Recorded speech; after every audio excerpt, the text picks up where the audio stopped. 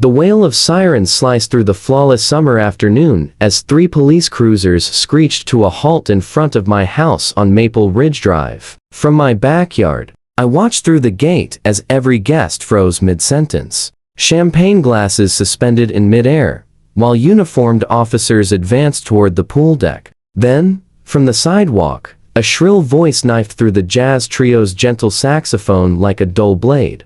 "That's right, officers. They're all back there breaking at least 12 HOA rules." The voice belonged to none other than Karen Whitfield, our self-crowned neighborhood tyrant, standing at the curb with arms folded and a victorious sneer smeared across her face. What happened next would be retold at every block party for years to come. Officer Martinez rounded the corner first. His practiced mask of impartiality wavered the instant his gaze landed on someone near the pool. That someone was Isabella Chen, gliding forward with the effortless command that only comes from being raised in the state's most influential political dynasty.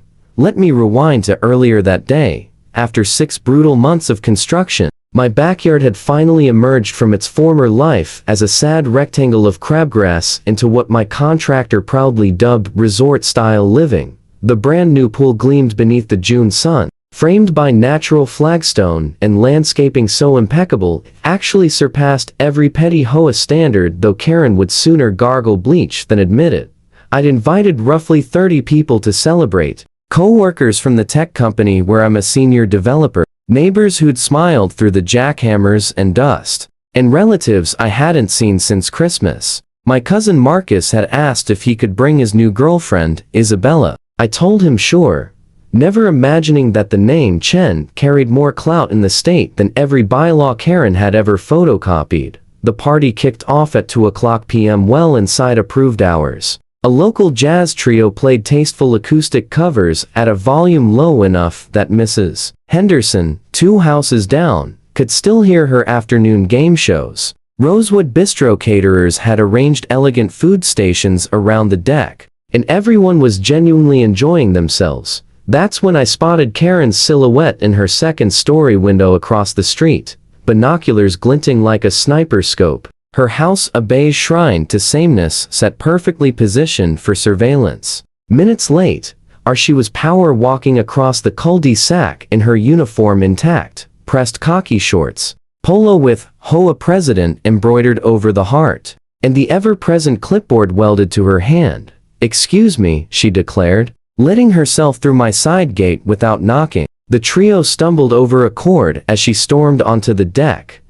"This gathering requires prior written HOA approval, which I know you never submitted." I set my drink down and walked over her wearing my friendliest smile. "Good afternoon, Karen. Plenty of food if you'd like to join us."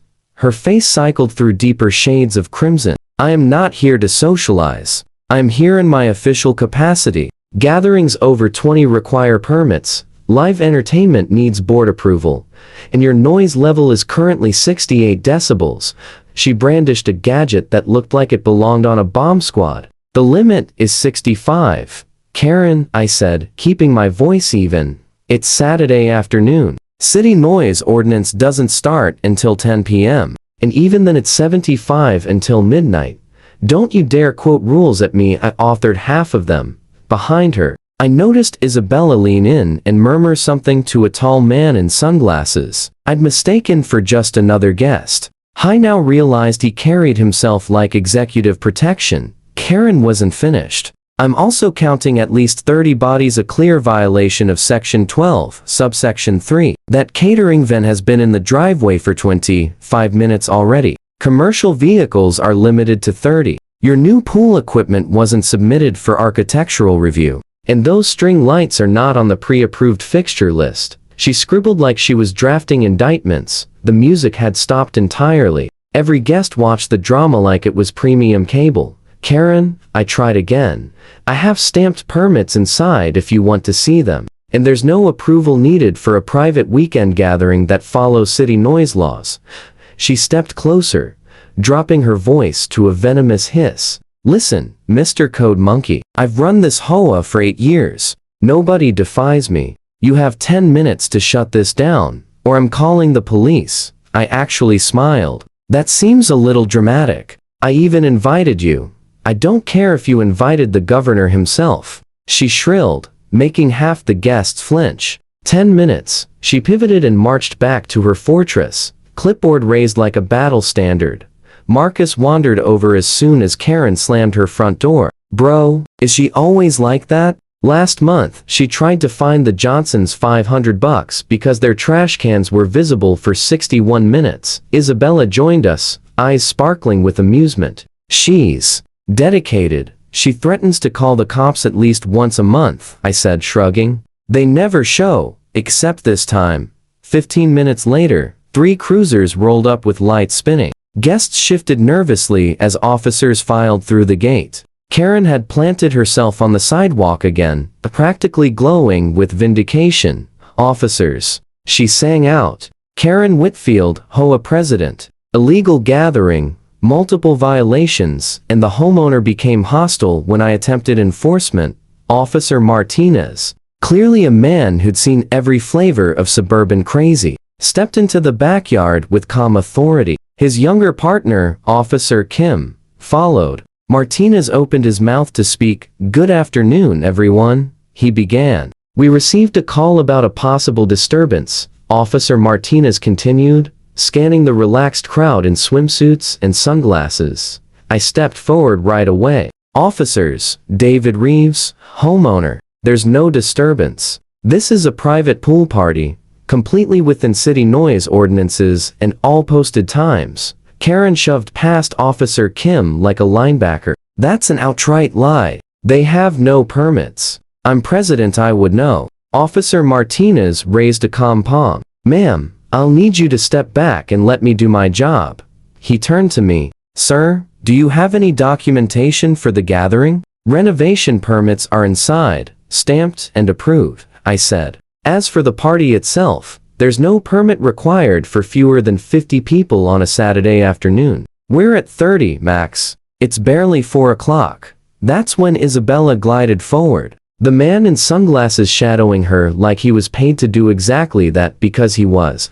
"Officer Martinez," she said pleasantly, but with the kind of voice that makes rooms go quiet. The officer did a small double take. "Miss Chen?" Recognition hit him like a wave. "I didn't realize you'd be here." She offered the warm, practiced smile that had been on campaign posters since she was 12. "My boyfriend and I are visiting his cousin. It was a perfectly peaceful afternoon until roughly 20 minutes ago."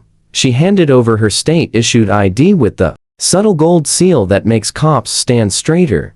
Officer Kim peeked at it and immediately squared his shoulders. Karen, still oblivious, kept going. "I don't care whose niece she is, rules are rules. I want citations for noise, unpermitted assembly, and harassment." Officer Martinez's entire posture changed. He pivoted to Karen with the weary patience of a man who just realized he was babysitting. "Ma'am, can you explain why this required 3 patrol units with lights and sirens?" "It's an illegal gathering," Karen declared, chin high. "They're disturbing the peace." "At 4 in the afternoon?" Officer Kim asked, eyebrow arched so high it nearly touched his cap. "Within legal limits?" "They were at 68 decibels. Karen waved her little spy meter triumphantly. "The limit is 65. Martinez glanced at the device and sighed. "Ma'am, the city noise ordinance doesn't apply until 10 p.m., and even then, it's 75.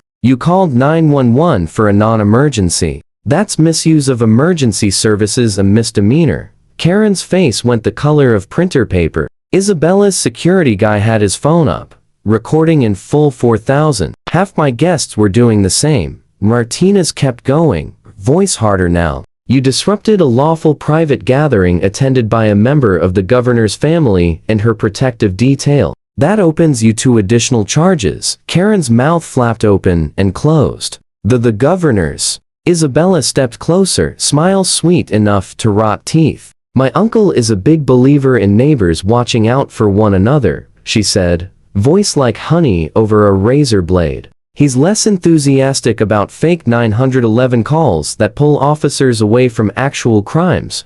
Martinez nodded. "Ma'am, I need your ID. We're taking a statement about why you believe this was an emergency."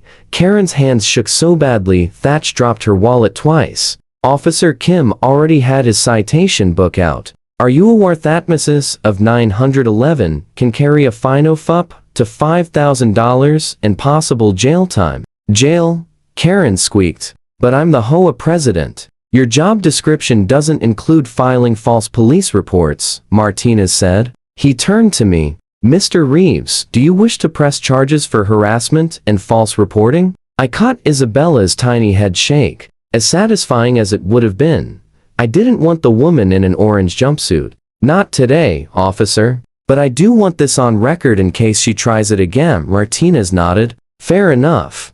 He turned back to Karen and handed her a freshly written warning citation. Formal warning for misuse of emergency services. Fine is $750. Payable within 30 days. I'm also recommending the HOA board review your fitness to serve. Given your confusion between civil covenants and criminal law, Karen stared at the paper like it was written in Aramaic. 750. But I'm the president. Not for long. Someone in the crowd coughed, sparking a ripple of laughter.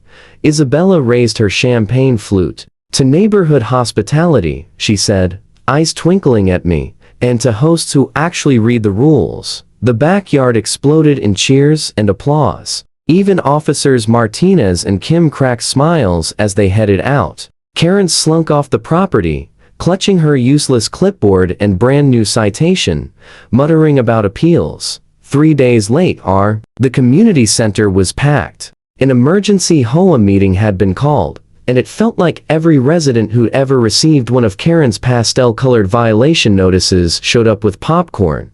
Karen sat in the middle of the long table, looking like she hadn't slept since Saturday. Vice President Richard Kumar gavelled the meeting to order. We are here to discuss the incident involving misuse of emergency services by our current president.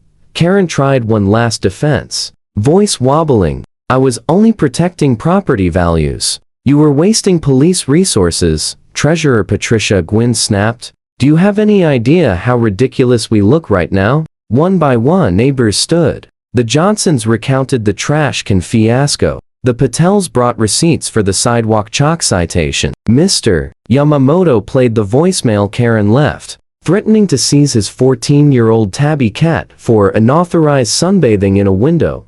Then Richard read the letter from the governor's office, short, polite, and absolutely lethal. It expressed concern over the misuse of emergency resources and trust that the HOA would handle the matter appropriately. The vote to remove Karen Whitfield as president and bar her from any board position for 5 years was unanimous. The gavel fell like a guillotine. Karen sat frozen, mouth open. This is my life's work, she whispered to no one. Security walked her out while she hugged her now meaningless clipboard like a life raft. The $750 poorer, publicly humiliated, and officially dethroned. As the doors closed behind her, I heard her still muttering about lawsuits and appeals. But for the first time in 8 years, Maple Ridge Drive was quiet, sunny, and blissfully Karen-free.